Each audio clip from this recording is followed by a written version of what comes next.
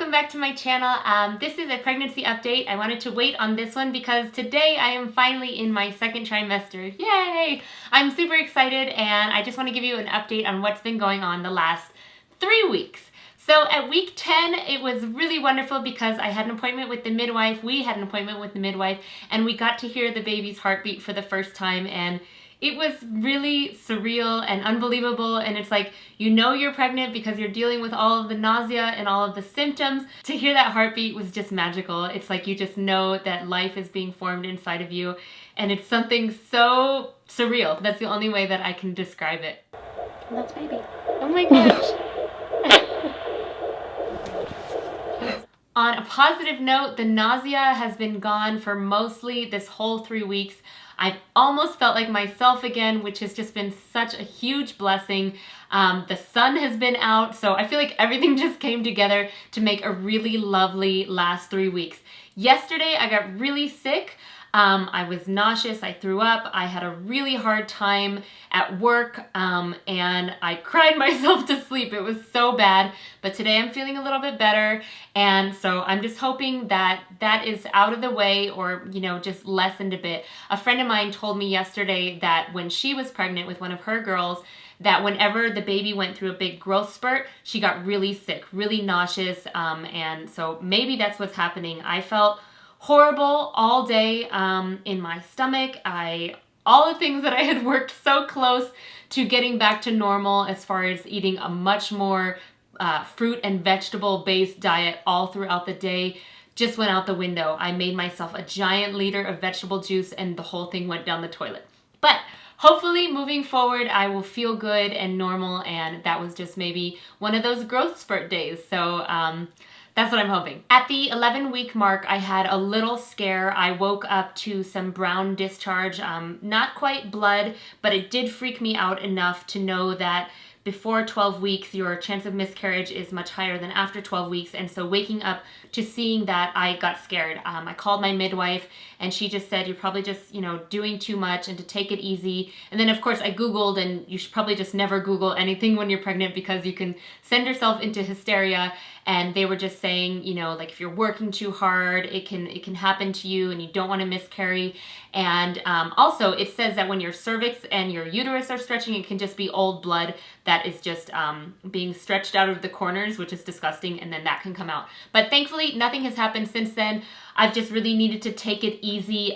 Whenever I feel like I'm doing too much is when I start to feel sick or just overly tired, and I just have to be give my body the respect it needs because it's growing a human inside. I got blood work done also, and I'm happy to say that all of my blood work is completely perfect. The only thing that I found really surprising is that I'm low in vitamin D. The normal range was like 30 to 100 and I'm at 14, which is very low. So I'm not sure if my midwife will have me on a supplement, but also like it's been winter for so freaking long. I need some sunlight, and so I know that once I can get outside and the weather improves, I will get some vitamin D that way, but I might need to supplement. I'm waiting till our next appointment to find out what she recommends doing. And now I just want to share with you some resources that I've been reading and gotten some value out of during this pregnancy, and also a couple new that I just picked up, and I want to share with you guys and know your thoughts. I posted this on Instagram recently and I got so many comments, but the first one I'm going to share with you is this book by Ingrid Bauer, and it is called Diaper Free: The Gentle Wisdom of Natural Infant Hygiene. I have not even started this yet, but let me just say my husband and I are good friends with a couple, they're performers as well, and they're from Vienna, and they have 2 children, and they have raised both of their children diaper free. What I mean is they never use diapers, ever, from newborn till potty trained. I mean, they never have used a diaper. There's a way to communicate with your baby that they show you the signs and they give you signals when they need to use the bathroom. Are there accidents? Of course there are. I'm sure there are. But seeing this in action with their 2 children and seeing the way that the parents communicate with the babies was something so special and so unique. I've never seen it before. And so when they heard I was pregnant, they sent this book to me, and I can't wait to dive into it and find out you know, if this will work. Otherwise, I'm planning on getting cloth diapers because I don't want to use disposable diapers.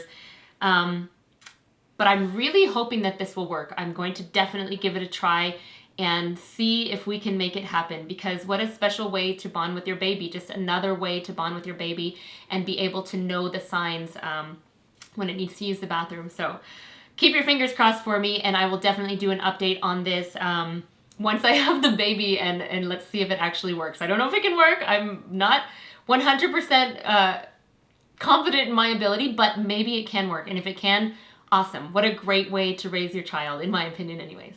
Speaking of cloth diapers, I have been looking for lots of reviews on what are the best cloth diapers, and so far I've heard that Bum Genius is really good, and there's a couple other brands that I'm looking into.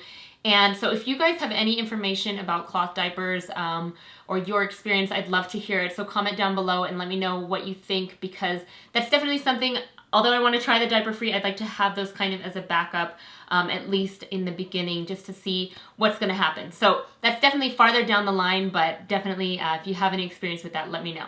Another book I just picked up from the library is The Happiest Baby on the Block, and it is a new way to calm crying and help your newborn baby sleep longer. I have not dug into this yet, but so many people have recommended this book, and there's a movie also that I'll probably read the book first and then sit down with my husband and we can watch the movie together. And I have heard nothing but wonderful things about this, and that it really helps calm your baby and it teaches you how to swaddle correctly. So I'm really looking forward to diving into that. Okay, now on to some resources that I've read and really liked. The first one is a book called Orgasmic Birth. I actually have it on my phone, so I can't show you the cover. I thought it was a really wonderful book, very positive way to look at birth as opposed to a scary way to look at birth. I don't want to have the scariness in my mind. I know it's out there. I know the complications are absolutely possible, but I'd rather keep a positive frame of mind about the birth and let it be something beautiful to my mind, because when you start to fear something, you know how it goes. You just build it up, build that fear up over and over, and when the event finally comes, you're freaking out, and that's not how I want to be. So I would definitely recommend that book. It was really helpful to me. Maybe it sometimes seems a little bit unrealistic, but I rather err towards the side of being positive about something than err towards the side of fear and negativity.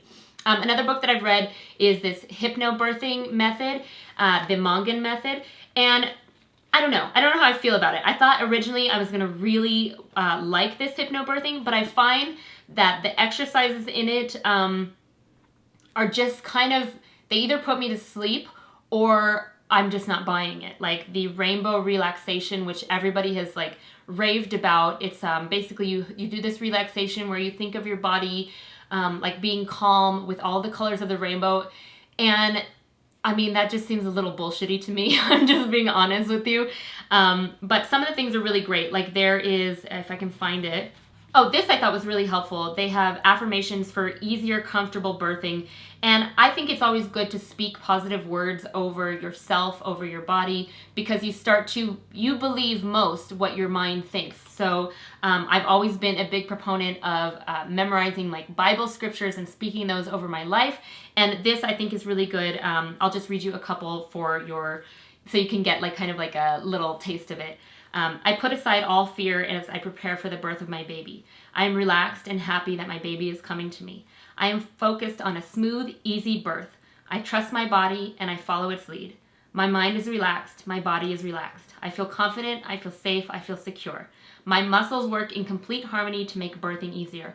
And so on and so forth. And there's probably about 30 of those. And I do believe in that. I believe that there's really power over what you say to yourself over and over. So those kind of things I felt were really helpful in this book. Some of the visualization things, like I said, just kind of seem stupid to me. But then also it talks about the muscles in your uterus and how they have different layers, and how as we start to get in fear about something, they can actually work against each other, and that's when birth starts to really be more painful. And if you can kind of breathe and relax into it, it's more helpful. So obviously, I've never given birth before. I won't know until I get there, but I rather understanding the way that the layers of the muscle fibers work within the uterus was, I think, really helpful to me, and maybe something that I can think about as I'm birthing. But, you know, all of this goes with a grain of salt, because until you're in it, you don't know how you're going to respond. But I'm hoping for a peaceful, calm birth as much as it is in my control. My midwife is so calming and so wonderful. My husband is like the best possible person to be by my side. And those are the people that are going to be in the room, and we're just going to try and make it the best and trust God that everything will be okay. Another book that I have read was recommended to me by my mom, and this is a very old book. It's called Immaculate Deception, A New Look at Women and Childbirth in America. This is basically out of print. I found it on eBay for a couple of dollars. And this is has a lot of information about hospital births and the trauma of it. I don't think, this is from the 70s, so it's very like fear related when it comes to talking about hospitals. So it definitely encourages a home birth, and it encourages how much more peaceful everything is, and gives a lot of examples of that. And I think that it's good, but I also think that you can get all of this same information in a documentary that you can find on YouTube called The Business of Being Born. It goes through all the history of all of the crazy trauma that can happen in the hospital, in regular hospital births, and it's very interesting to learn about, and it kind of gives you a couple people's examples of their home births, or just their different ways to birth that are outside of the conventional way of thinking. So you can either read this book or watch the documentary. Watch the documentary either way, because I found it to be really helpful. I've seen it 3 times now, and I know for myself I'm definitely making the right choice having a home birth. So those are some resources that I have read. I've basically read every single book within my county library system on pregnancy. It's a little bit embarrassing, but a lot of them have the same information, and these really stuck out to me the most. So if you have any more resources on pregnancy and birth and child rearing, please let me know. Another thing that I picked up recently, it was on sale for $2 in my Kindle, it's called The Newbies Guide to Positive Parenting by Rebecca Eanes. I think that's how you say it. I've seen the gentle parenting through Instagram, and I like a lot of her philosophy, so I'm starting to read that now as well. So yeah, those are some of the resources that I wanted to share with you guys. I'm super happy. I'm just now in my 2nd trimester. I'm really looking forward to this time. And for me, something that I've had to really be conscious of is remembering that I have a baby growing inside of me. And I always want to remember to talk to the baby. I want to take time every single day to do that.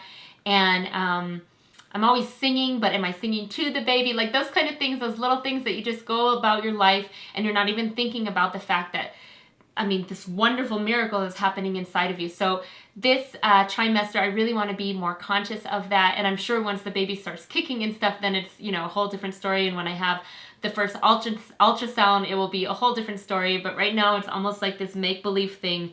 So that heartbeat was really a wonderful thing that happened in the last 3 weeks. And yeah, soon my show will be over, and I will be, just moving on to a new chapter in life, and just trying to let this pregnancy go as well as possible. And the last thing I wanted to mention is I haven't bought any baby clothes, any baby supplies, anything. It's still very early to me. And but I have been looking for good deals, and I just realized that so many things are available secondhand and barely used because they're just out there. People have bought too much and they don't actually end up using it. So I've found a lot of great deals on Craigslist for onesies and just different clothing options. I do think I'll probably buy a new car seat, but everything else I think I'm okay with buying secondhand if it's in good condition. I'm definitely going to have like a minimal setup for the baby as far as clothing, toys, all of that stuff, because I just don't think it's necessary. It's a baby. It needs its mom. It needs its dad. It needs nurturing and love, and it doesn't need 5 million plastic things that are going to end up in the landfill a year from now. So that's just my personal opinion. And when I start shopping, I will share those things with you and show you what I've got. And yeah, that's it. I feel good. I feel happy. Thank you guys so much for watching this pregnancy update, and let's talk down below. Bye.